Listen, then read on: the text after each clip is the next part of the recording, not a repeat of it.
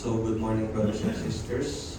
For this month of June, we will be discussing the book of Joshua. And this past few days, Pastor and the other SH preaching band helped me out with already. And today marks the official opening of the book of Joshua, specifically chapters 1 verses 1 to 9. So before we start, let us all pray. Father God, in the first day, we come before you today with thankful hearts. Thank you for your faithfulness. Thank you for your mercy and your sovereign grace that has sustained us throughout another week. Thank you for gathering us as your people to worship you and to sit under the authority of your word. As we open the book of Joshua, we ask that the Holy Spirit will illuminate our minds and soften our hearts.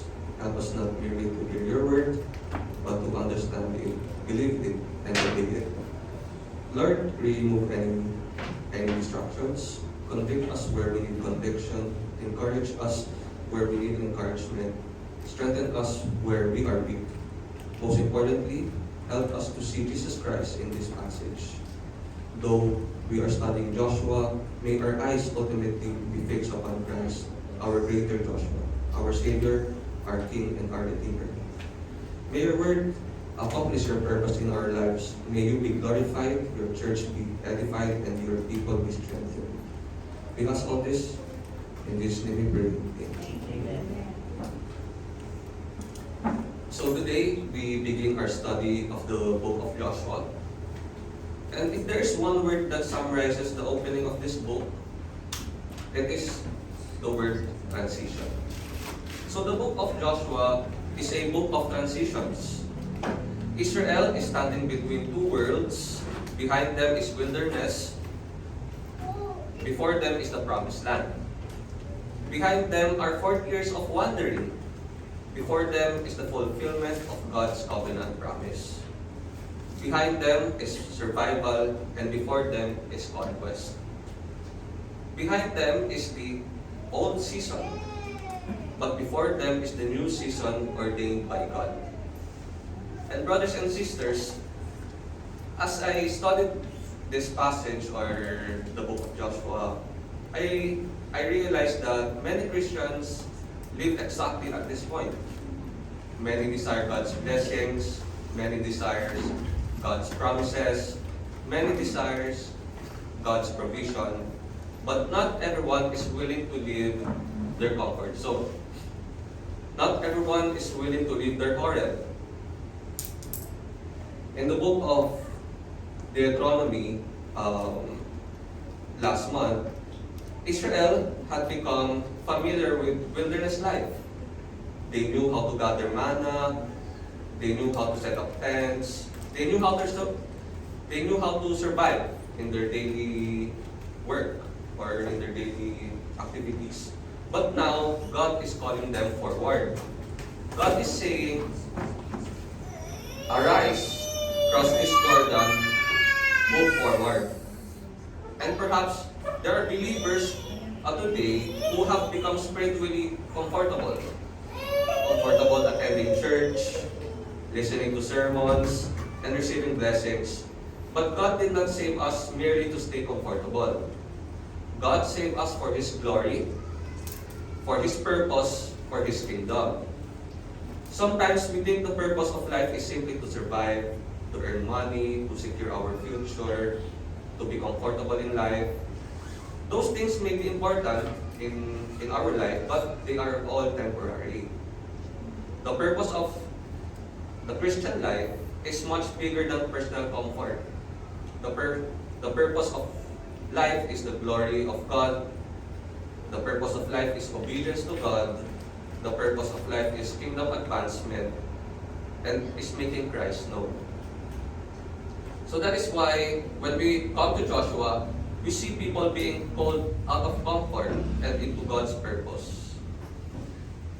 And that is our theme today, standing at the gate of the promised land. So, our central truth is this. God faithfully transitions His people into His promises through His presence, His word, and His sovereign power.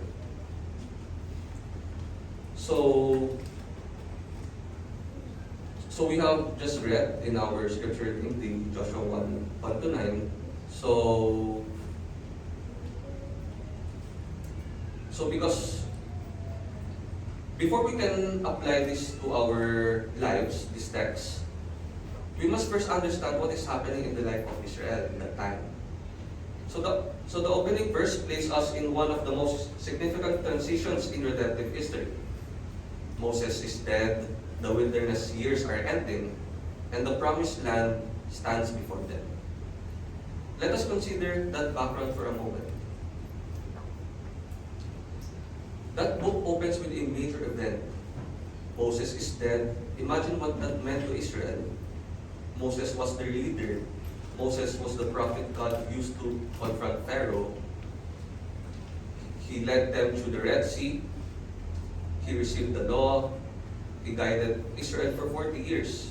And now he is gone. So, humanly speaking, this was a crisis. So, imagine world leaders or important businessmen and women die and after that they will have a business meeting on who will take the new role and leader of the company and all, or a country. But notice something very beautiful in this event, that the work of God continues because God Himself continues. Moses died, but God did not die. Leaders change, generations change, but God remains the same. The covenant remains, the promises remain, the mission remains. And therefore God says, Moses, my servant is dead. Now, therefore, arise. God is calling His people into a transition. As we consider this background, one truth immediately stands out, that God's people are facing uncertainty. The leader is gone, a new season is beginning, and whenever God brings His people into a new season, He calls them to trust Him. This leads us to the first transition that God calls Israel to be. It is transition from mourning to mission. So in Joshua 1, verses 1 to 2, in these verses, Israel was grieving, Joshua was grieving, and the nation had lost its leader.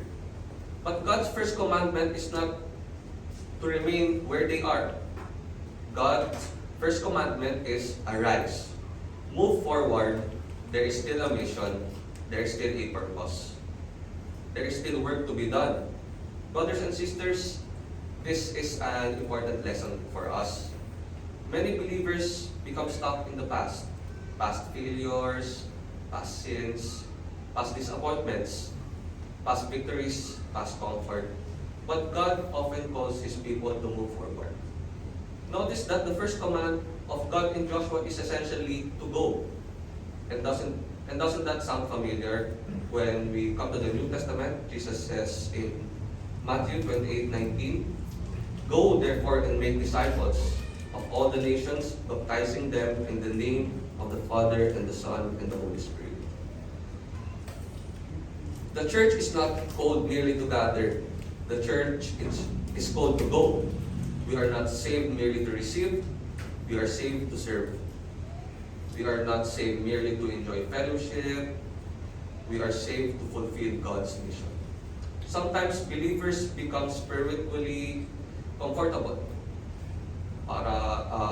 We enjoy church, we enjoy worship, we enjoy fellowship, but we forgot that God calls us to mission. The Christian life is not stagnant. The Christian life is a movement. The Christian life is obedience. The Christian life is advancing the kingdom of God. Now, after commanding Joshua and Israel to move forward, God does something remarkable. He reminds them of what lies ahead. God is not simply calling them to move, He is calling them to possess what He has already promised. And that brings us to the second transition. Transition from wandering to inheritance. So this is in verses 3 to 4. So God says, every place of which the sole of her foot treads, I have given it to you. Notice the tense there, I have given, it is already past tense. So the promise is already secure because God Himself has spoken. This teaches us the sovereignty of God. God's promises never fail. If God has decreed it, it will happen. Israel still had battles ahead. Israel still had enemies ahead. Israel still had difficulties ahead. But the outcome was already secured by God. This is why Joshua has courageous faith. Because his confidence was with God. His confidence was in God's promise. Brothers and sisters, many people live their entire life in survival mode. Just enough prayer, just enough commitment, just enough obedience, parang not giving the best to our Lord. But the book of Joshua is not a book about survival. It is a book about conquest. It is a book about advancing into God's purpose. The Christian life is not merely about existing. The Christian life is about living for the glory of God. But, brothers and sisters, knowing God's promises and walking into God's promises are two very different things. Because the moment we begin obeying God, fear often appears. And Joshua was about to face enormous challenges, which bring us to the third transition, from fear to courageous faith. So in Joshua 1:5-7, God said 3 times, be strong and courageous. Why kaya? Because the assignment was very difficult. Canaan was not empty. There were armies, fortified cities, there were giants. And Joshua knew this. But Joshua also knew something greater, that God's promises are greater than human obstacles. Joshua's original name was Hosea, meaning salvation. And when Moses renamed Joshua to Joshua, meaning the Lord saves, because Joshua's entire life points beyond himself. So it points to Jesus Christ. Brothers and sisters, courageous faith is not pretending there are no problems. Faith does not deny reality. Faith sees God's sovereignty over reality. Joshua and Caleb saw the same giants everybody else saw, but they viewed everything through the lens of God's power. And that is courageous faith. Trusting God even when the future is uncertain, obeying God even when the assignment looks very impossible. Many Christians today are too focused on security. They want every detail revealed first. They want certainty before obedience. But God's pattern is often different. In Joshua chapter 3, just to copy out the third chapter. So during the time, the priest stepped into the Jordan River first. Then God parted the river.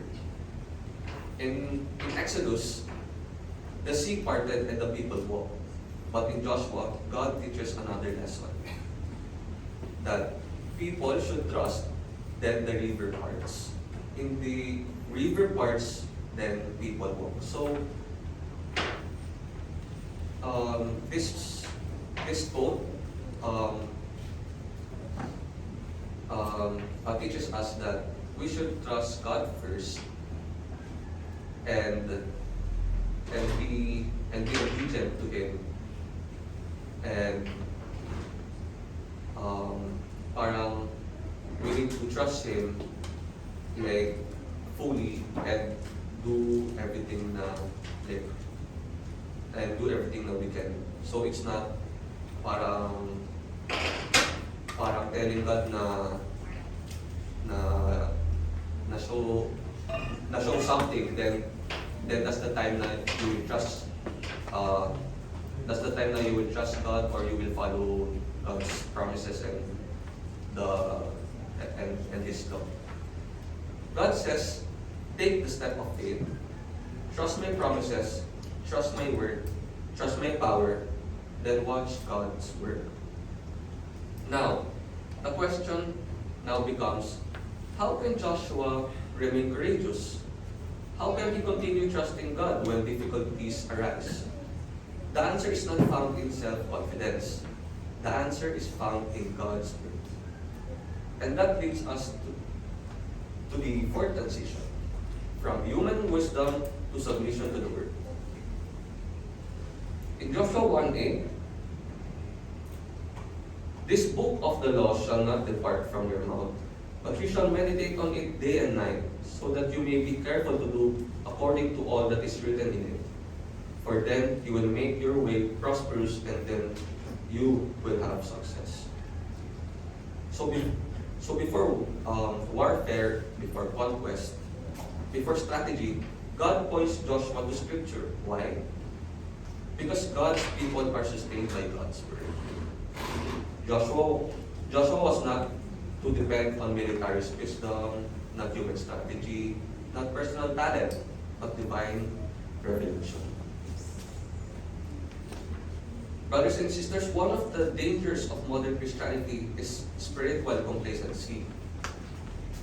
Some have been attending church for many years, yet they still struggle to explain the gospel, still struggle to quote scripture, still struggle to teach others, struggle to share the word of God, still struggle to grow.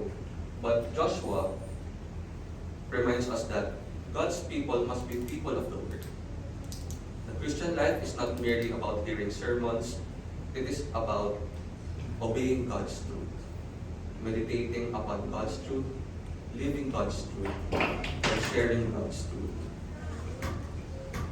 Yet, even knowing God's word is not enough if we attempt to live the Christian life in our own strength. Joshua needed more than information. Joshua needed the presence of God, and that brings us to our final transition. It is from self-reliance to dependence upon God's presence. In Joshua 1:9, Have I not commanded you? Be strong and courageous. Do not tremble or be dismayed, for the Lord your God is with you wherever you go. That is the foundation of everything. Joshua's courage was not found in Joshua. Joshua's strength was not found in himself. His confidence was found in God, and in God alone. If we try to live the Christian life in our own strength, we will fail. If we try to advance God's kingdom in our own wisdom, we will fail. If we try to overcome sin by our own power, we will all fail. Always remember that the Christian life is dependence upon God. And this truth appears throughout the book of Joshua. Victory comes when Israel depends upon God. Jericho falls because God is with them. The city of Ai falls after repentance. The kings are defeated because God fights for His people. And the lesson here is very clear. Victory belongs to the Lord. As wonderful as this truths are, we must always remember that Joshua is not ultimately the hero of this story. The Bible is not primarily about great men. The Bible is about a great God. And when we step back from Joshua chapter 1, we discover that this passage points beyond Joshua himself. It points us to Christ. But this passage points beyond Joshua. Joshua is not the hero, God is, and ultimately Christ is. Joshua's name means the Lord saves. But Joshua was only a shadow. Jesus Christ is the greater Joshua. Joshua led Israel into Canaan. Jesus leads sinners into eternal life. Jesus conquered earthly enemies. Jesus conquered sin, death, and Satan. Joshua gave temporary rest. Jesus gives everlasting rest. Hebrews tells us in Hebrews 4:8,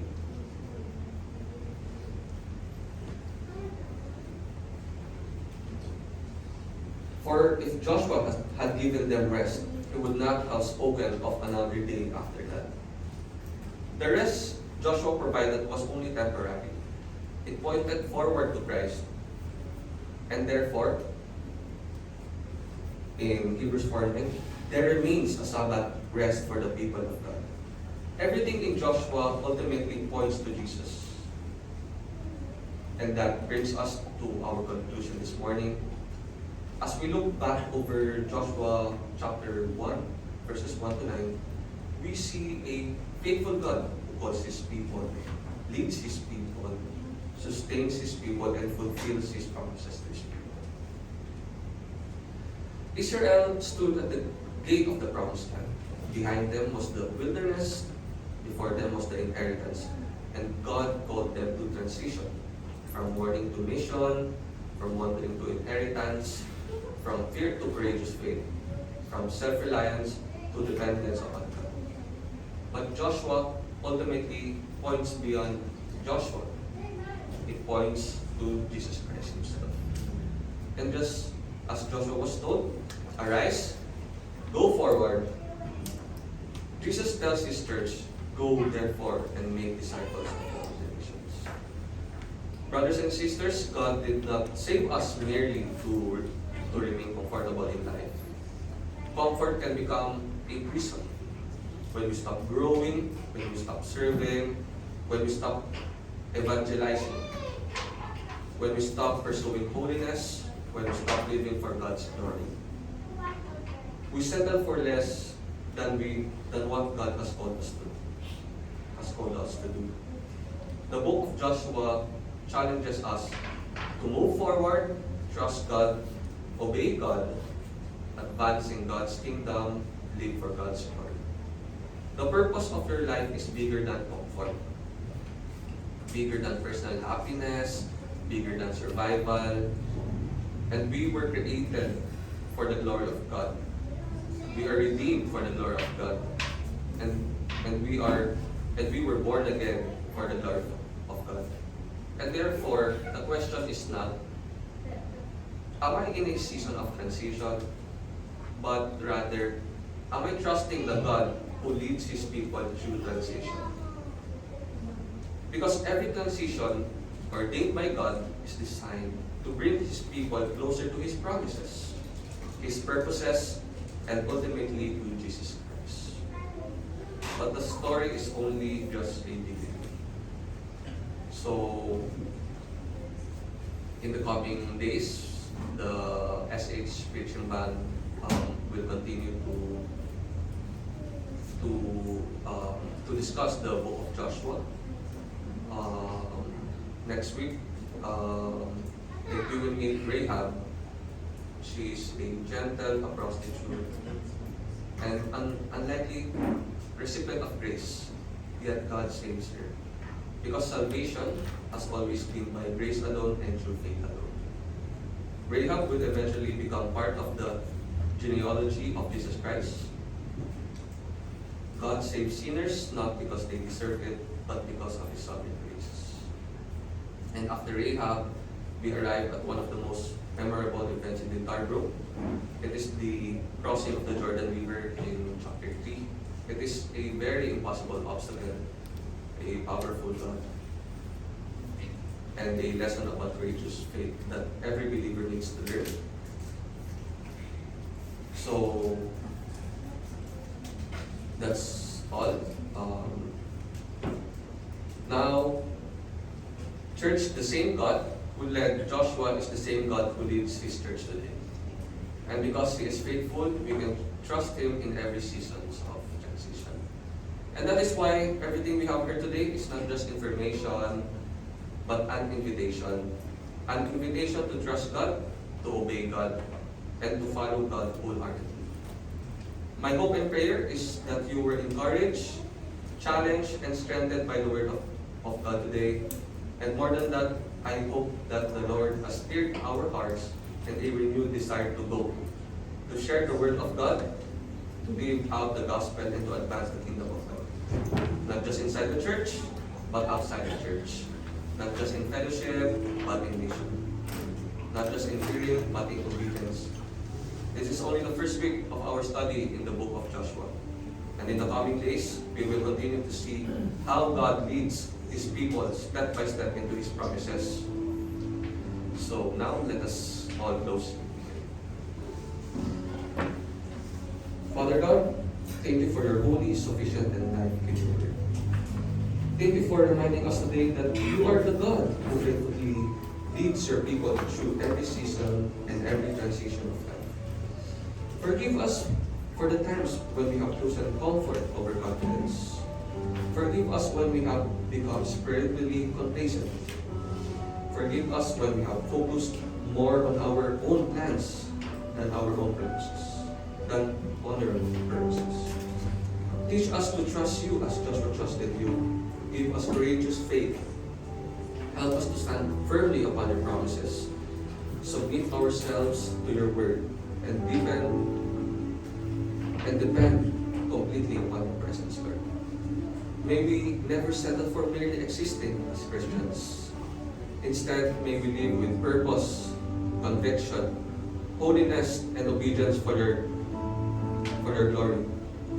As we continue our study through the book of Joshua for this month, help us to see more clearly your faithfulness, your holiness, your sovereignty, and your redemptive plan fulfilled in Jesus Christ. May your church be strengthened, may the gospel be proclaimed, may Christ be exalted, and may all glory belong to you alone. In the name of our Lord and Savior Jesus Christ, amen.